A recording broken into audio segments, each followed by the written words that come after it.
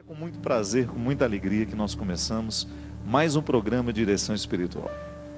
E você sabe que enquanto eu cantava essa música, ela é uma música que realmente me faz rezar, gosto dessa expressão, de lembrar que Deus é o meu cuidador. E achei interessante que durante esse momento em que eu cantava, uma dimensão dessa música que eu nunca tinha pensado me ocorreu agora. Que conhecer o meu cuidador, mergulhar no mistério dele, é entender o porquê que ele cuida de mim assim. Isso tem repercussões na nossa vida, é interessante isso. Quando a minha mãe me exige, por exemplo, agora não tanto mais, né, porque eu já sou um homem mais crescido, mas quando eu era criança e eu estava sob o cuidado absoluto da minha mãe, tinha regras, tinha muitas exigências lá dentro de casa que eu não sabia entender. Só depois que o tempo passa, que você também passa a exercer o papel de cuidador de alguém, é que você entende por que aquele cuidado tinha regras. Porque o amor tem regras. E eu ficava aqui pensando, né, enquanto cantava, que é muito bom eu ter a oportunidade de saber que a minha vida vai ser um constante processo de conhecer a Deus, o meu cuidador.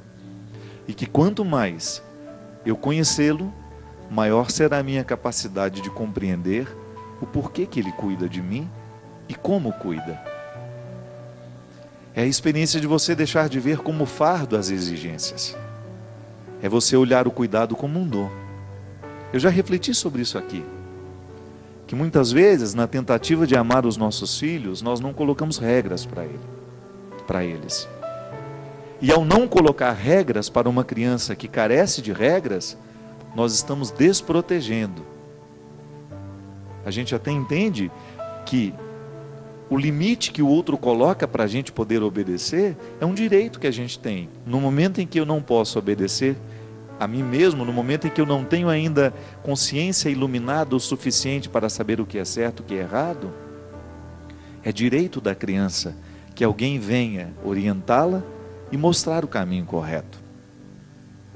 Minha gente, na vida de fé é a mesma coisa. A gente professar a fé em um Deus cuidador, em um Deus que nos observa porque nos ama, é a gente descobrir o momento em que estaremos limitados por causa do amor. Mas você poderia dizer, mas o amor não limita. Não, não é bem assim. O amor abre horizontes, mas esses horizontes que o amor abre contêm limites. Porque nenhum ser humano pode ser feliz, pode dar conta da existência, se não estiver bem situado nos limites que tem. Eu sei que se eu colocar a minha mão no fogo, eu vou queimá-la, porque a minha pele tem um limite. Mas eu posso apreciar o fogo. Eu não preciso tocá-lo. Eu tenho o dom de apreciá-lo, de saber que ele é perigoso para mim, e ao mesmo tempo estabelecer entre a minha pessoa e o fogo o limite necessário da segurança. Na vida é a mesma coisa. Com outros fatos, com outros acontecimentos, quando eu também preciso estabelecer os meus limites, porque me amo, porque tenho uma experiência de cuidado comigo. Todo mundo que se ama, se estabelece limites. Não é só o outro que me coloca limites, eu também coloco limites para mim. É a mesma coisa da regra da convivência saudável, né? Se eu digo que amo, mas não respeito o limite do outro, eu estou contradizendo com a minha atitude aquilo que eu digo na palavra. Eu não fico prestando muita atenção em quem diz que me ama, ou que me admira, que isso e aquilo. Porque na verdade a admiração, o amor e o respeito, você identifica na atitude concreta, é na prática. A palavra pode ser vazia. Eu acredito no amor da minha mãe, porque eu nunca tive uma experiência com ela, é engraçado isso, né? Que foi de desrespeito comigo. Não, minha mãe me ama de verdade. Eu sei o que é o amor, porque minha mãe me amou um dia e me ama ainda hoje. A experiência humana nos ajuda a compreender o verdadeiro significado do amor, mas que tem limites. Eu estabeleço limites e eu respeito o limite. Eu não ultrapasso aquele território que eu sei que é do outro. Na vida, minha gente, na nossa experiência de fé, Fazer a experiência de Deus cuidador é você identificar que Deus te ajuda o tempo todo a lidar com os seus limites e com os limites dos outros. Acreditar que Deus nos ama, que Deus cuida de nós. Faz com que o nosso coração esteja interessado, então, em mergulhar no mistério e no conhecimento deste Deus a quem me ama, que me ama. E este Deus a quem quero amar também. E é por isso que a experiência humana é sempre uma experiência divina também. E nós não conseguimos nem diferenciar muito o que é santidade e o que é humanidade, porque é tudo entrelaçado. Quando olho para Deus, quando mergulho no mistério do seu amor por mim, eu estou mergulhando também no mistério do amor que eu preciso ter por mim, no mistério do amor das pessoas por mim, porque esta santidade, ela acontece mergulhada na humanidade. E aí a gente descobre que não há oposição, que uma humanidade bem vivida já é o preparo de uma santidade, que já é uma experiência de santidade. Porque no momento em que eu trabalho a minha humanidade com responsabilidade, eu estou me aproximando do sagrado, eu estou permitindo que Deus cuide de mim. Você sabe que muitas vezes a gente encontra pessoas que estão com muita dificuldade de serem cuidadas por Deus. Você já deve ter se sentido assim. Você conhece alguém que se sente assim? Com certeza. Hoje, é possível que você tenha encontrado uma pessoa assim, que já não sabe mais sentir-se amada por Deus, que já tem dificuldade de sentir-se protegida por Deus. Por quê? Porque já perdeu o amor próprio. Porque já se desprotegeu. Já deixou de se cuidar. Já se expôs como uma praça pública, como um território baldio, sem muito respeito, sem muitos limites. As cercas foram quebradas, foi profanado aquele ambiente que antes era sagrado. E por que está assim? São muitas as situações humanas. A droga faz isso com a gente, a sexualidade mal vivida, mal experimentada faz isso com a gente, a traição, a falta de amor, o ódio, o rancor, a infidelidade. São tantas as atitudes humanas que quebram as cercas do nosso território santo. E aí, quando estamos assim, temos muita dificuldade de acreditar no cuidado de Deus.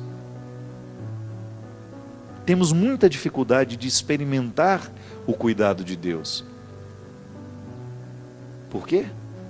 Porque há alguma coisa quebrada neste processo humano que dificulta a compreensão da realidade espiritual. É por isso que eu sempre gosto de dizer, psicologia e espiritualidade andam juntas. Uma boa psicologia aplicada faz com que a gente se aproxime de Deus, do mistério. Faz com que a gente reconheça na nossa alma as desarmonias, aquilo que está quebrado, aquilo que está profanado. Por algum motivo permitimos, ou porque fizemos, ou porque permitimos que o outro fizesse com a gente. E aí a conversão passa pela reestruturação dessas cercas. Olho para o território que sou e descubro onde é que fui profanado pelo pecado, pela experiência mal vivida, pela infidelidade, pela traição, pela droga. Olho para tudo aquilo que foi profanado no meu coração, na minha vida, e começo em Deus a reestruturar todas essas cercas. Porque um território precioso precisa ter a experiência do limite, precisa estar delimitado, para que o outro saiba que naquele terreno ele não tem o direito de fazer como se fosse um terreno baldio. Não somos um terreno baldio. Somos território santo, cuidado por Deus. Assim como os muros podem proteger uma propriedade, Deus nos protege com seu amor, com sua misericórdia, e somos todos merecedores dele. Você pode dizer, padre, tem algum pecado que possa retirar isso de nós? Não, absolutamente.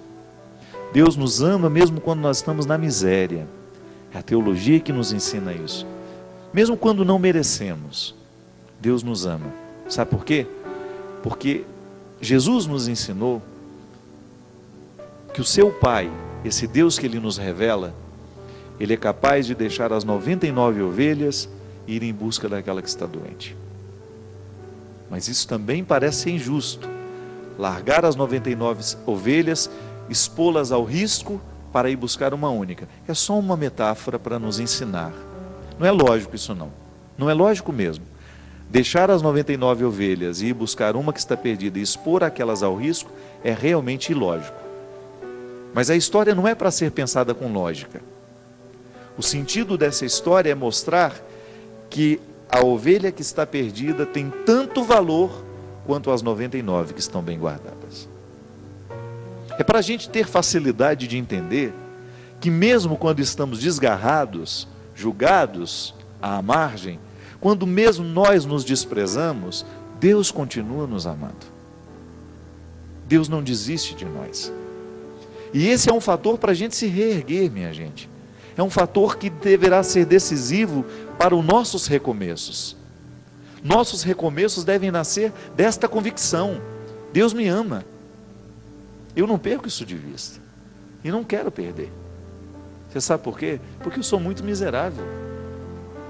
E para eu saber lidar com as minhas misérias, eu tenho que ter diante dos meus olhos, dos meus ouvidos, essa certeza: Padre Fábio, Deus ama você. Com todas as suas misérias, com todos os seus limites, Ele não desiste de você. Aí eu começo a viver um processo natural de me querer, de me desejar, porque isso é tão difícil na vida, né? Nem sempre a gente sabe se querer, nem sempre a gente sabe se desejar. É mais fácil a gente se jogar fora e viver um processo autodestrutivo, inconsciente muitas vezes, que nos leva para o fundo do poço, que nos faz viver a pior de todas as misérias, que é aquela que nós nos impomos. Porque nada pode ser mais destruidor à vida humana do que a sua incapacidade de acreditar-se, de olhar-se com otimismo, de olhar-se com desejo. A gente deseja muita coisa, né? Mas antes de desejar muitas coisas, deseje você mesmo. Ame-se. Viva essa experiência de reconciliação todos os dias, agora, neste momento, antes de dormir. Faça as pazes com você, porque fazer as pazes com você é, sem dúvida, dar a Deus a oportunidade de continuar cuidando de você. Fazer as pazes com você é você estar em paz com os seus limites, com as suas misérias, com as suas inadequações, e acreditar que Deus continua de olho em você. Mas um olhar amoroso, um olhar terno, um olhar cheio de futuro, porque é assim que Deus nos olha, com um olhar cheio de futuro. Boa noite, seu Christian. Tudo bem com você? Muito obrigado, viu, pela sua companhia mais uma vez. Nós vamos começar aqui atendendo, lembrando que neste programa você pode falar conosco. 0 operadora 12 31 86 26 00. Aqui você liga, deixa o seu pedido de oração, seu pedido de aconselhamento e pode falar ao vivo com os nossos atendentes, que estão sempre prontos para ouvirem aquilo que você tem a nos dizer. Às vezes você está precisando desabafar, não tem com quem desabafar, a Canção Nova lhe coloca à disposição essas pessoas. 0 operadora 12 31 86 26 00. A Tereza escreveu, eu achei interessante esse questionamento da Tereza, porque eu acho que ele vai servir para todos nós. É uma questão que muitas vezes ela é recorrente. Já encontrei muita gente conflituada por causa disso. Padre Fábio, eu sempre agradeço a Deus por uma graça que eu considero ter alcançada. Há muitos anos eu venho pedindo e há alguns anos obtive. Mas por minha fraqueza, às vezes, Padre, eu sinto que eu perco a totalidade da mesma graça, daquela que eu disse ter alcançado, e volto a cometer o mesmo erro. O erro que cometo, Padre, é contrário à graça que eu já alcancei. E isso me deixa arrasada do ponto de vista espiritual. Por que fatores externos, Padre, atingem tanto o meu interior, fazendo-me fraca e fazendo-me pecar novamente?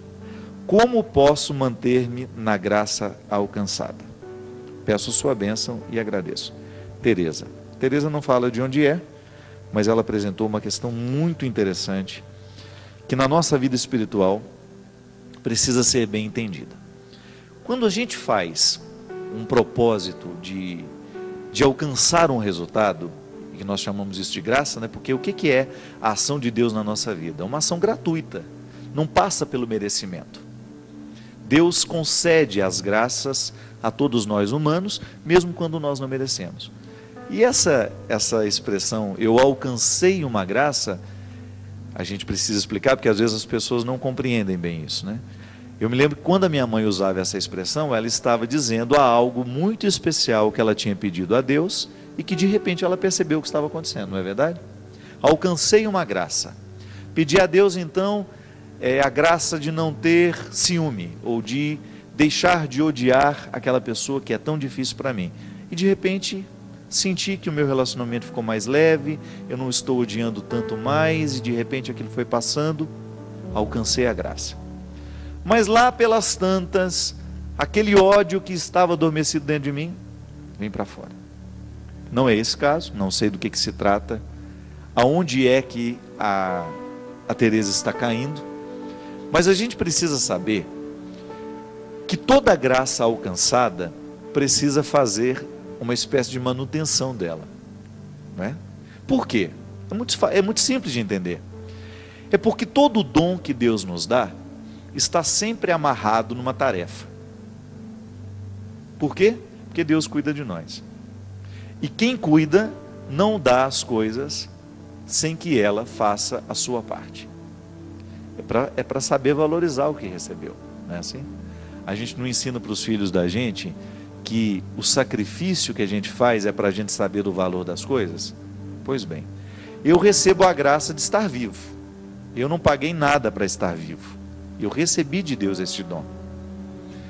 Aí eu preciso fazer a minha tarefa de viver bem essa vida que eu recebi, para que essa graça seja realmente vivida e experimentada com plenitude.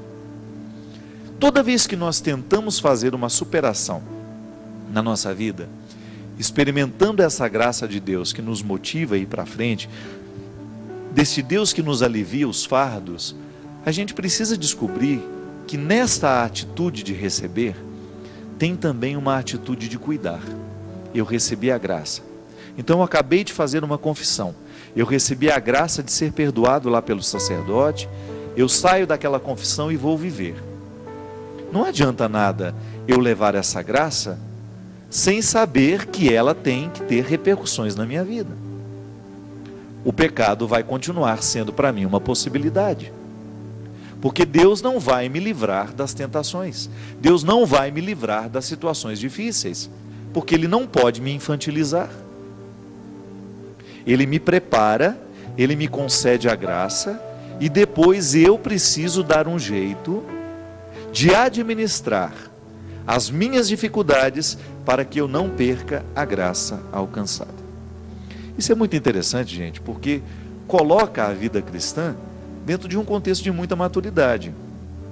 A proposta de Deus para a nossa vida é uma proposta madura.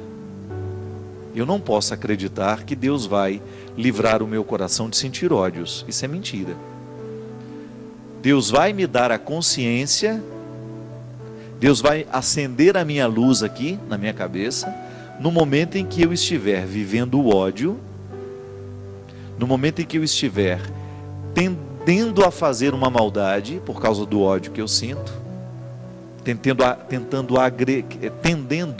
a agredir alguém, a retirar a paz de alguém, a luz da minha consciência vai me acusar, vai me iluminar, para que eu tenha condições de olhar para aquilo que eu estou pretendendo fazer e descobrir que ali não é o melhor caminho e aquela atitude não é a melhor que eu posso ter. Aí você descobre que essa graça, quando auxiliada pela tarefa humana, gera santidade de verdade, né? Quando o ser humano faz um esforço para ser melhor, essa graça de Deus cresce e cresce em abundância na nossa vida.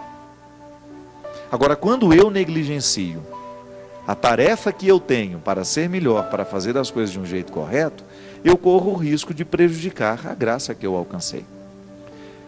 A gente não pode cair nessa tentação de pensar que a graça alcançada já é definitiva.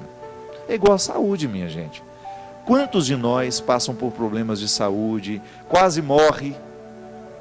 Eu conheço muita gente que passou por câncer muito sério, passou por um câncer que quase a vitimou, e de repente o tratamento deu certo, os médicos acertaram, a graça de Deus, que já estava derramada sobre nós, encontrou essa ação humana, o cuidado na hora certa, detectou no momento exato, e a pessoa foi considerada curada.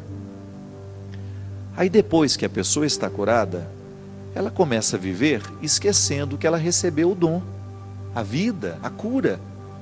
E que depois daquela cura, ela precisa administrar melhor ainda a sua saúde para favorecer que a graça de Deus, naquela cura que aconteceu, possa continuar acontecendo, né? Não podemos isolar o acontecimento da continuidade. Então tudo bem, Deus me deu a graça de ser curado, Deus me deu a graça de uma vida nova, de repente eu escapei de um acidente terrível, sério, então vou administrar melhor a minha vida agora, vou correr menos, vou cuidar um pouco mais de mim. Aí sim, a graça que já nos foi dada encontra uma consciência humana iluminada, consciente de que precisa trabalhar no dia a dia, de um jeito tal que favoreça aquilo que Deus nos deu. A administração da saúde é um exemplo muito simples, mas é bastante revelador a respeito disso. A saúde é uma graça. Deus me deu a vida, então eu agora vou administrá-la da melhor forma. Vou ser consciente, né? Vou fazer de tudo para manter a minha saúde, para poder envelhecer com dignidade, para poder ter um dia a dia saudável. Mas veja bem, Deus não vem aqui viver por mim. Deus não vem fazer as minhas escolhas. Quem faz essas escolhas sou eu. E as minhas escolhas podem favorecer ou não a presença dessa graça na nossa vida. O pecado será sempre um desafio para todos nós. Vai estar sempre ao nosso redor. Deus não pode nos livrar dessa experiência. Volto a dizer, senão Ele estaria nos tratando como se fossem infantis. Não. Fazer essa graça de Deus permanecer em nós, para que a gente viva na graça, é uma expressão de São Paulo. A vida na graça é uma vida de esforços, de lutas e de sacrifício. Que ninguém pode negligenciar o dom recebido de Deus. Ninguém pode achar que o dom recebido já está garantido. Não. Nós precisamos fazer no nosso dia a dia, a parte que nos cabe para que essa graça de Deus continue manifestando-se em nós. A luta é de todo dia, toda hora. Ninguém nos prometeu que seria fácil, mas ao mesmo tempo temos a certeza de que Deus está sempre com a gente, sobretudo no momento da nossa fraqueza. Assim como a mãe tem uma facilidade de amar o filho, sobretudo no momento da doença, ela ama o tempo todo, mas no momento da doença o amor é redobrado, o sacrifício pelo filho é redobrado. A mesma coisa Deus com a gente. No momento que a gente está mais fragilizado, o carinho, o cuidado de Deus, eu tenho certeza disso, é redobrado, porque Ele sabe da nossa necessidade. Agora, se a gente está fechado, é possível que a gente nem perceba a manifestação desse carinho.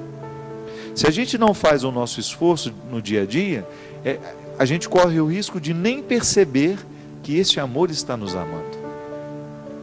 A gente precisa abrir os olhos para isso, né? Preparar a nossa alma para a vida mística. Esse é um desafio dos nossos dias, minha gente. Nós corremos o risco de ficar brutalizados. A vida tem ficado muito bruta com a gente. E se a gente permite esse movimento de brutalização, a gente vai perder a sensibilidade de identificar essa presença de Deus na nossa história. Nós não podemos permitir Que essa vida moderna, cheia de possibilidades de comunicação, essa vida muito virtual, ou essa vida dura mesmo, de muita violência, de muita agressão, de muito desrespeito ao ser humano, venha brutalizar a nossa alma e desprepará-la, quase que impossibilitá-la da vida espiritual, que é sempre uma opção muito difícil de ser feita nos dias de hoje, porque a vida hoje nos estimula o tempo todo para viver para fora. É impressionante como hoje a gente encontra gente que vive para fora o tempo todo, que tem muita dificuldade de fazer a experiência da vida interior, e essa é muito necessária.